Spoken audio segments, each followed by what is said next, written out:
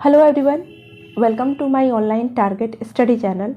तो फ्रेंड्स, आज हम इस वीडियो में बाल विकास और शिक्षा शास्त्र के मोस्ट इम्पॉर्टेंट क्वेश्चन को सॉल्व करने वाले हैं।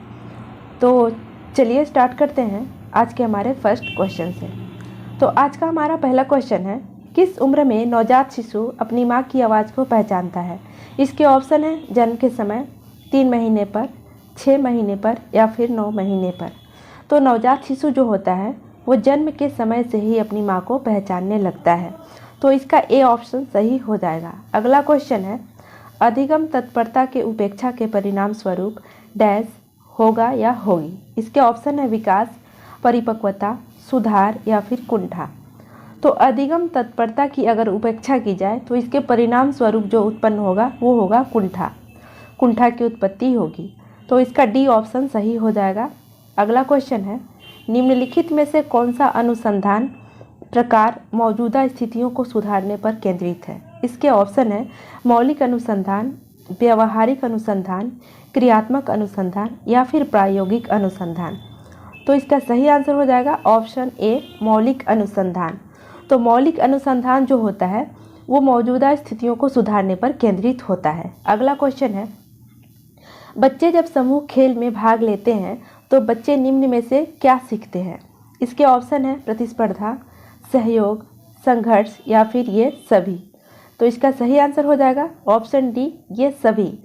यानी कि बच्चे जब समूह खेल में भाग लेते हैं तो वे प्रतिस्पर्धा सीखते हैं, सहयोग भी सीखते हैं और संघर्ष करना भी सीखते हैं। तो इसका आंसर हो जाएगा ऑप्शन डी, ये सभी।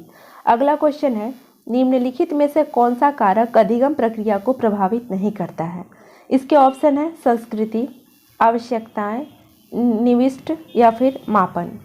तो इसका सही आंसर हो जाएगा ऑप्शन डी, मापन। तो मापन जो कारक है ये अधिगम प्रक्रिया को प्रभावित नहीं करता है, मगर संस्कृति, आवश्यकताएं और निविष्ट ये तीनों ही अधिगम की प्रक्रिया को प्रभावित कर सकता है। अगला क्वेश्चन है, निम्नलिखित में से कौन सा एक आपूर्ति प्रकार का प्रश्न है? इसके ऑप्शन है निबंध, वैकल्पिक उत्तर, मिलान का प्रकार या फिर बहुविकल्पीय प्रकार का क्वेश्चन। तो इसका सही आंसर हो जाएगा ऑप्शन ए, निबंध। निबंध जो है वो एक आपूर्ति प्रकार का प्रश्न है। अगला क्वेश्चन है, निम्नलिखित में से कौन सी रणनीति बच्चों में अर्थ निर्माण को बढ़ावा देती है? इसके ऑप्शन है सूचना का प्रसारण, दंडात्मक उपायों का प्रयोग करना, सम्मान और मानकीकृत परीक्षण या फिर अन्वेषण और चर्चा। सही आंसर इसका हो जाएगा ऑप्शन डी, अन्वेषण और चर्चा। तो अन्वेषण और चर्चा करना जो है रणनीति, ये बच्चों में अर्थ निर्माण को बढ़ावा देती है। अगला क्वेश्चन है, विकास को आकार देने वाले पर्यावरणीय कारकों में शामिल है? इसके ऑप्शन है संस्कृति, पोषण की गुणवत्ता, सीखने की गुणवत्ता या फिर ये सभी। तो इसका राइट आंसर हो जाएगा ये सभी। यानी कि विकास को आकार देने वाले पर्यावरणीय कारक हैं संस्कृति, पोषण की गुणवत्ता, सीखने की गुणवत्ता, ये सभी ही विकास को आकार देने वाले पर्यावरणीय कारण हैं। अगला क्वेश्चन है, स्कूली शिक्षा में सतत और व्यापक मूल्यांकन किसके द्वारा शुरू किया गया था? इसके ऑप्शन है इग्नू, CBSE, MHRD भारत सरकार या फिर NCERT।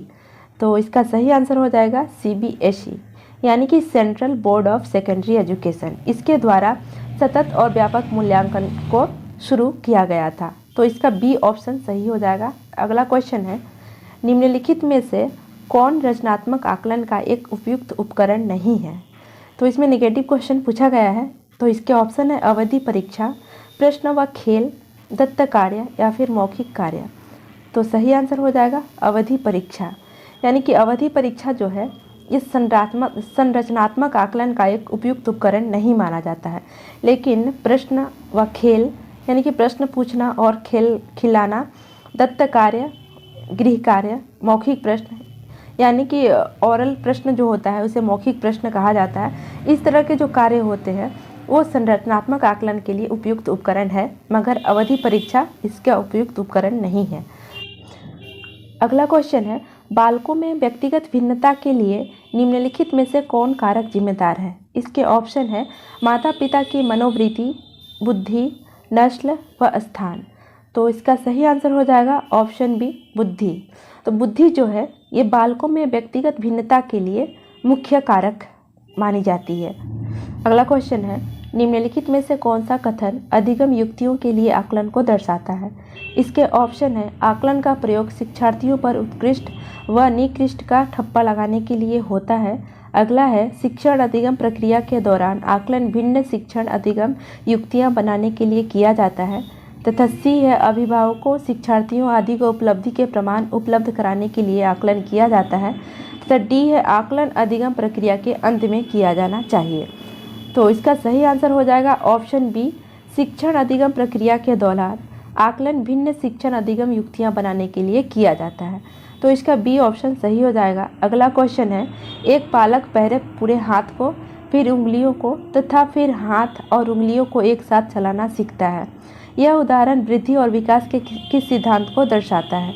इसके ऑप्शन है, निरंतरता का सिद्धांत, एकीकरण का सिद्धांत, सामान्य से विशेष का सिद्धांत या फिर वैयक्तिक भिन्नता का सिद्धांत। तो इसका राइट आंसर हो जाएगा ऑप्शन बी, एकीकरण का सिद्धांत। तो एक बालक है जो पूरे हाथ को, फिर उंगलियों को तथा फिर हाथ और उंगलियों को एक साथ चलाना सीखता है। तो ये जो उदाहरण है वो एकीकरण के सिद्धांत का उदाहरण है। अगला क्वेश्चन है, आदिवासी समुदायों के बच्चे कक्षा में सहज महसूस नहीं करते क्योंकि? इसके ऑप्शन है, उन्हें पढ़ाई में कोई दिलचस्पी नहीं होती, वे उन शिक्षकों से पढ़ना चाहते हैं जो उनके समुदाय के हों, या फिर सामाजिक सांस्कृतिक जलवायु अलग है तथा वह अति आत्मविश्वास है। तो इसका सही आंसर हो जाएगा ऑप्शन सी, सामाजिक और सांस्कृतिक जलवायु इनकी अलग होती है, इसलिए वे कक्षा में सहज महसूस नहीं कर पाते। अगला क्वेश्चन है, मनोवैज्ञानिकों के अनुसार निम्नलिखित में से किस विधि द्वारा मूल प्रवृत्तियों में परिवर्तन लाया जा सकता है? इसके ऑप्शन है, मार्गांतरीकरण, सहसंबंध, विलयन, नवीनीकरण। तो इसका राइट आंसर हो जाएगा ऑप्शन ए, मार्गांतरीकरण। तो मार्गांतरीकरण जो है इस विधि के द्वारा मूल प्रवृत्तियों में परिवर्तन लाया जा सकता है। अगला क्वेश्चन है, किस उम्र में नवजात शिशु अपनी माँ की आवाज़ को पहचान लेता है? तो जन्म के समय से ही नवजात शिशु जो होता है वो अपनी माँ को पहचान लेता है। तो फ्रेंड्स, आई होप ये वीडियो आपको अच्छी लगी होगी।